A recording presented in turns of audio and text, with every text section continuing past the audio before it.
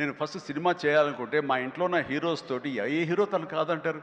ప్రతి ఒక్కరిని ప్రతిరోజు కలుస్తుంది. ఒక కత్తి తెచ్చుకుంటే ఏ హీరో తను కాదంటారు?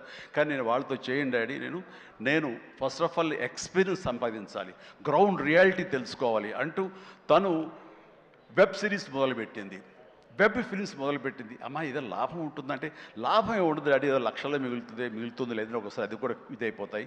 కానీ నాకు ఎక్స్పీరియన్స్ గెయిన్ చేస్తాను, ఎక్కడెక్కడ ఏమిటి ఎన్ని డిపార్ట్మెంట్లు ఉంటాయంటూ ప్రతి డిపార్ట్మెంట్ని చవి చూస్తూ దానిలో ఒక ఎక్స్పీరియన్స్ గెయిన్ చేస్తూ, అలాగే తన ఫిలిమ్స్ తీసింది, చిన్న చిన్న ఫిలిమ్స్ చిన్న చిన్న హీరోలతో చేసినప్పుడు తను ఒక నేత న్యాయపరిసి ఇవ్వలేదు.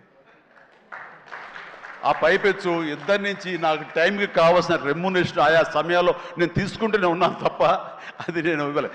అంత ప్రొఫెషనల్గా బిహేవ్ చేసింది.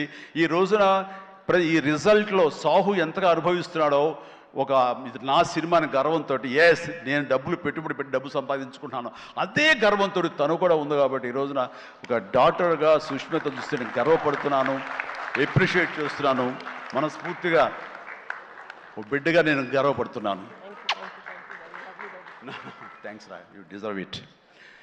సో అట్లాగా బిడ్డలు ఈ ఇండస్ట్రీలో రాణించాలి అంటే నిజంగా ప్రతి వాళ్ళు, అది ఏ బిడ్డ అయినా అవని, ఆడబిడ్డ అవని, మగబిడ్డ అవని, ఇండస్ట్రీలో రాణించాలి అంటే కనుక ఖచ్చితంగా ఎంకరేజ్ చేయాలి. ఇది గొప్ప ఇండస్ట్రీ అండి. వెల్కమ్ చేస్తున్నాను, దానికి ప్రత్యక్ష సాక్ష్యం సుష్మిత.